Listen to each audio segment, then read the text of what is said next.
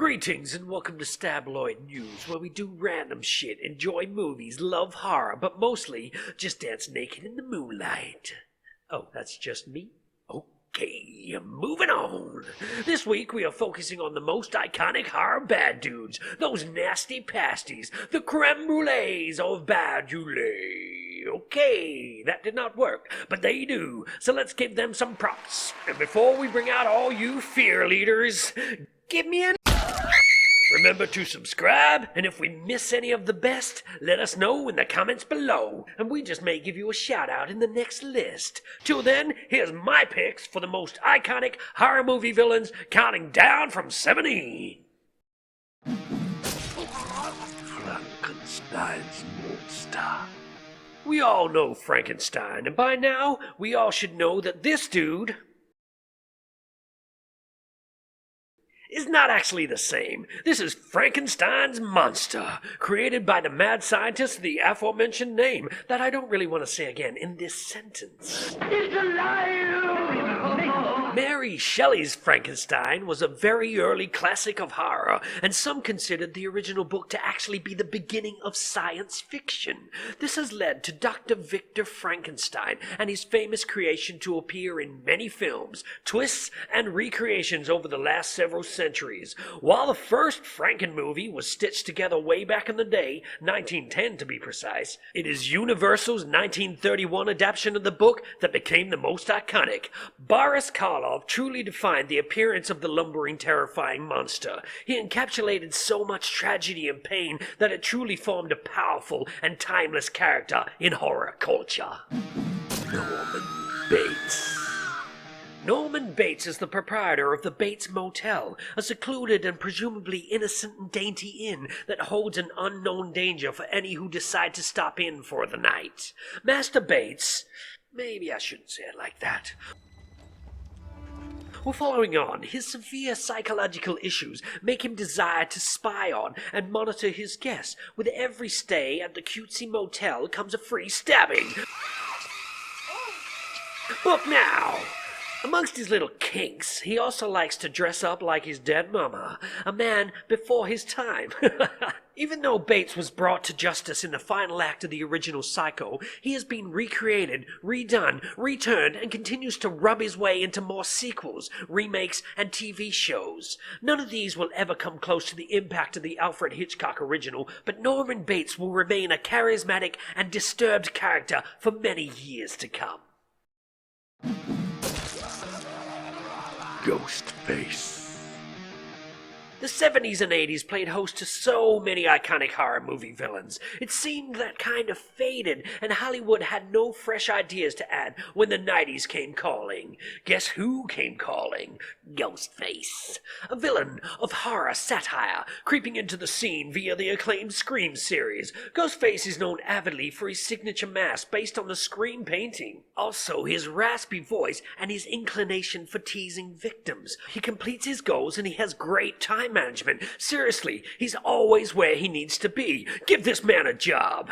The key to keeping Ghostface fresh is that he isn't just one single villain. The twist makes each film center around the mystery of who has taken the form, rocked the costume, and started picking off young IQ-impaired heartthrobs.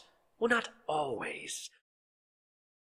The magic formula has given us 5 Scream movies so far, a TV series, and a 6th is on the way. So many victims. I feel a little woozy here. Candyman. The Candyman. The fuck is that? The Candyman needs no introductions. He's a villain who appeals to anyone who ever stood in the pitch black and hesitantly whispered, "Bloody Mary," into the mirror. Just like that old wives' tale, Candyman is a vengeful killer who is summoned by anybody stupid enough to utter it thrice. He is known by his long and tattered cloak and adorns a sharp hook where his hand once lay. However, he is more than just your average slasher. The tragedy of his backstory and the origins portrayed in the first movie is praised for giving a more deep alternate to your typical horror villains. A unique rendition he be. Also, I think ERB should do a battle between Candyman, Bloody Mary, and Beetlejuice. I'd watch the fuck out of that. Actually, how many times did I say his name? Oh shit. You wish. Can't get rid of me that easy. Oh, that's gonna hurt!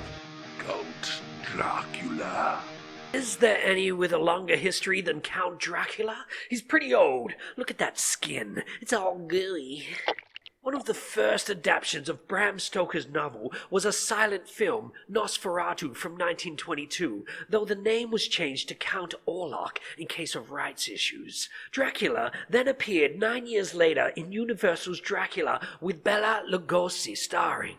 That film truly distinguished the look and behavior of the monster for decades. Still, Dracula has been in hundreds of movies, played by greats like Christopher Lee, Frank Langella, and Gary Oldman. Vampires are a huge genre, and many iterations have spawned from evil and terrifying to sparkly boys. But to me, there will always be a spot on my list for the most famous bloodsucker of all. To me, he sucks the best. Chucky. Dolls. No, not that kind. Yeah, that kind. Dolls are creepy. With their bulbous glazed eyes and human-like features, just kinda makes your skin crawl. This is where the Child's Play movies really shine, playing on that collective fear and forming it into Chucky. Apparently, it was all inspired by Hasbro's My Buddy dolls. Chucky was introduced as a talking toy with a new feature of coming to life and stabbing people to death. Yay! But that's only if you pre-ordered the special edition. This doll was possessed by Charles Lee Ray, imbuing the lifeless good guy doll with the soul of a serial killer. Running for my magic. That spell had some major staying power, as Chucky has starred in so many movies, TV shows, and whatever the fuck this is. Seriously, who would buy a toy that looks like this? Kill me. We have Puppet Master, Annabelle, and loads of demonic toys, but the one that stabbed my heart with just the right amount of oomph was Chucky. He will continue to spook the children of the world for many years to come. Captain Spaulding. Spawned from the twisted mind of Rob Zombie and portrayed by the late great Sid Haig, we have the trash-talking clown. It's quite the task to be so boisterous and jovial and still so genuinely scary within the same moments. But Captain Spaulding nails it, and he does so with ease. Every quote that leaves his mouth is a gas while he pumps it, and his quips are as tasty as his fried chicken. Ha ha! It just tastes so damn good.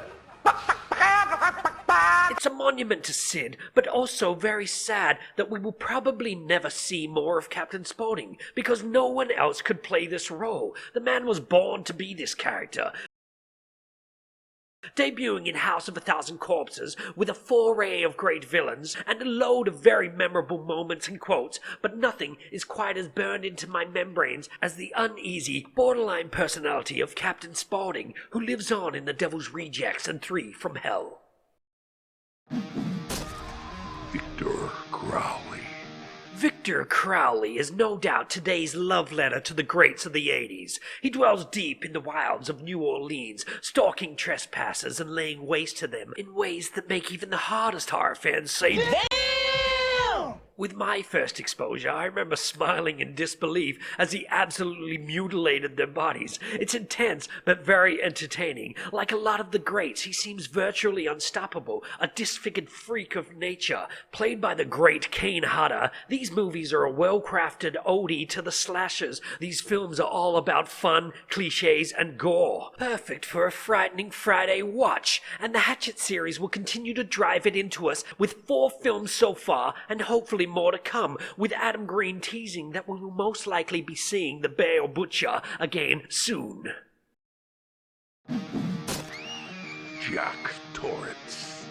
The Jack Torrance that Stephen King introduced to us in 1977's The Shining would definitely be in the top tier villains. The Jack Torrance that most of us know from the Stanley Kubrick movie, portrayed by Jack Nicholson, isn't a savage, yet portrayed with an unsettling sense of instability, with moments of heart, and sometimes with a comical demeanor. His outbursts in the final act are particularly maniacal, making him a very memorable horror movie icon for a lot of reasons. Here Here's Johnny. Following his gradual descent into madness, illustrated in the original novel, isn't overly present in the film, but we all know Jack Nicholson is a crazy mofo. When comparing all versions of this character, you can be sure that this uneasy, crazy smile is going to pop into your head. The everyman becoming unhinged is truly a horror story in itself, and Jack Torrance is the manifestation of this. Jigsaw. I guess, unlike a lot of entries on this list, Jigsaw's different because he kinda murders with a legit moral compass as his motive. If you go through it, Jigsaw really hasn't killed anyone. But does that really make him not a villain? You could probably say that Hitler never killed anyone either. Still an evil son of a biatch. Sadistic and unwavering towards his cause, Jigsaw truly is a terrifying addition to our list, manipulating people with a terrifying ultimatum that usually leads to death or murder. Some may say a rare ideology, but it's sadism and molding events to fit your own agenda, which becomes clearer throughout the series, increasing his value on the horror scale, partly responsible for the rise of the genre torture porn, with his clever traps and desire to use any means to make people appreciate their own life. This icon and his bike riding puppet definitely get a spot in the Horror Hall of Fame. Pennywise. Do you have a deep-rooted fear of clowns? Skip ahead, my friend. If you don't, then after watching it, that may very well change. Pennywise, the dancing clown, started in the book It, another of Stephen King's creations to make the list. It follows the adventures of a circle of friends called the Losers Club in a small town in Maine. This is when they encounter a demonic sewer-dwelling clown. Pennywise is a somewhat psychological threat, and it can use its shape-shifting abilities to lull you into a vulnerable shadow of who you are. He is far from jolly, a horn-tooting entertainer. I hardly think so, tormenting victims through their own perception of dread, making him literally your worst nightmare. Tim Curry's version is the OG, but sometimes a little goofy. Kiss me, fat boy! And the latest form of him goes deeper into the horror and lore behind the clown. Whether an old or new fan, this clown is sure to live in your mind. That distinct voice, the red balloons, and of course his final form, making him so many levels of scary, and leaves us with unlimited ways to renew his reign of horror. Till then, he slumbers. Pinhead. All of these horror movie stalwarts are pretty identifiable, but the next is possibly one of the most visually distinct horror movie villains of all time. Pinhead is the most goth dom you've ever met, leading his, or soon-to-be her, group of bondage enthusiasts and demons known collectively as the Cenobites in this Hellraiser franchise. Summoned when curiosity leads unwitting victims to solve the puzzle cube called the Lament, sending them an express route to Pinhead's realm, his torture dungeon, for an eternity of pain. Oh, yes. For them, at least. For him, it's a good old time. We love suffering. Fearsome force to be reckoned with, yet beholding a sort of regal charm. This adds to the entity that is Pinhead. With a tragedy meets royalty vibe, it ensures this leather-clad sadist is in a class of his own amongst the fearsome figures we speak of. I look forward to seeing the next iteration of this character. Hannibal Lecter. Hello, spectators. It's good to see you again.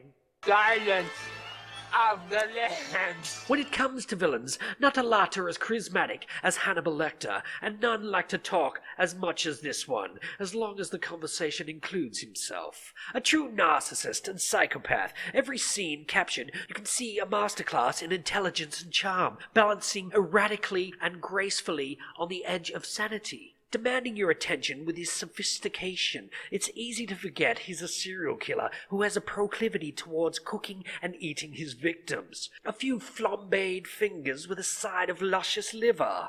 Cream freeze.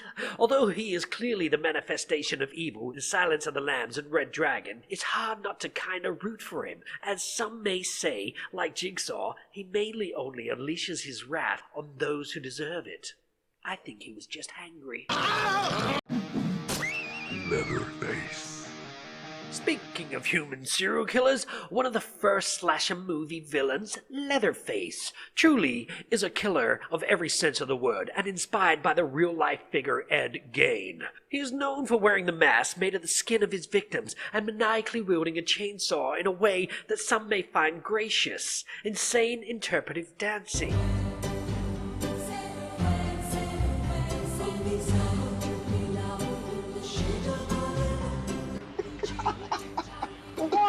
Usually, like in a lot of horror, his victims in the Texas Chainsaw Massacre are groups of unsuspecting teenagers who are unfortunate enough to stumble across the wrong homestead. Part of a potentially inbred bloodline, this massive hulk of a man is known to lurk behind closed doors, in the shadows, ready to make a meal of any who cross his path. His look has been pretty consistent across the decades, as it is just so greatly representative of all he is. Heed his warning, a true public service announcement to always get your van serviced before you embark on a road trip across the state of Texas. You've been warned.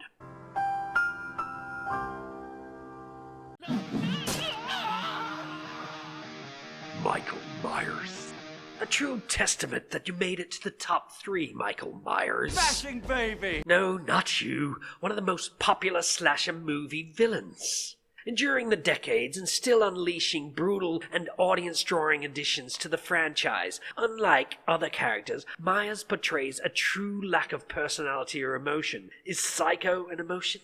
Most of the Halloween movies follow the story of him being incarcerated in a mental institution for killing his sister and then escaping many years later. Anything that involves an asylum really resonates in my loins. This silent, cold-blooded, merciless killer follows the usual tropes of the slasher genre's antagonist, yet it seems unique because of the backstory, lending a sympathetic layer to the slaughter, especially in Rob Zombie's remake. But let's not talk about the second one. Like, seriously, you didn't even follow your own storyline. What the actual... Anyway, I digress. This closet Star Trek fan can't be killed. He can't be stopped. There is no escaping him. Unless you're Laurie Strode, then maybe. But nothing is ever sure in this universe. Freddy Krueger. Controversy time! Why is he not number 1? Because this is my list, bitch. Main reason is because I think he's a pedo. Now that's never truly made clear, it's just semi-implied. Some will argue, and I can agree, that perhaps he was framed and that was why he sought revenge on all the parents, but I think it's a little too loose and takes away from his creep factor, prowling on sleeping kids. 1, 2, Epstein's coming for you. Freddy, no matter how big a sicko he is, will always be iconic as fuck, and usually leads polls when it comes to y'all voting for your faves. The lingering question was whether he or the other would take the title. For me, he's not worth the top slate, but you can easily see why a lot of people would put him and Robert Englund there. Freddy Krueger debuted in 1984's A Nightmare on Elm Street and has long been tormenting innocent kids and teens in their dreams for years. He alone could have started the crack epidemic. Never sleep again. Woo! His supernatural abilities leave you powerless and truly sets Freddy apart from the rest. His universal visuals, the burnt face, the razor-sharp glove blades, the hat, and the green and red sweater will never be forgotten. But what truly makes Freddy iconic is his creative and unique kills across the many films of his collection. I will forever consider using someone's tendons and veins as puppet strings to possibly be the best kill in horror history. What's your favorite horror movie kill? I'd love to do a fan video of your choices, so hit us up in the comments below. On to number 1. Jason Voorhees. Of course it is. The unwavering antagonist of the long-running Friday the 13th series, although it sadly seems a bit stagnant of late. Stupid legal shit. True villain is greed. Instantly recognizable, this lumbering tower of a killer is a true embodiment of the boogeyman, hiding his deformed, maggot-ridden face behind a hockey mask. Even if you haven't seen a film, you know who he is, just from this look, even though it never became a thing till the 3rd movie. Mostly he wields a rusty machete, but for Jason, anything in the environment is a weapon. Starting out as a bit of a family affair, this is the true revenge story from a victim of bullying and a mother suffering from the trauma of loss. A monster created by the desire to kill those who let temptation rule them. With 12 movies to his name and over 160 brutal kills to boast, Jason stands above, staring down with the blank stare, ready to rip to shreds anyone who dares compete. The sheer force and brutality on his kill moves always either makes you laugh awkwardly or rear back in shock from the pure brutality of it all. What's your favorite kill by him? I have many, but this is my fave.